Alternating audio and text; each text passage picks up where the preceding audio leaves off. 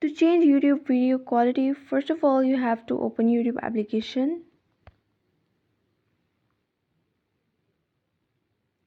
Now simply select the video that you want to watch.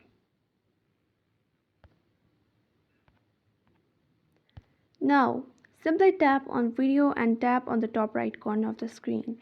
Here you can see a couple of options, but you have to tap on quality. As you can see, my video quality is adjusted to auto. It means that my video quality is according to the network speed. The second way is to tap on advanced option. Here you can adjust your video quality according to you. The maximum video quality is 1080p. That's how you can easily change YouTube video quality. If you have any question about this video, you can ask in comment section. Make sure to like this video and subscribe the channel.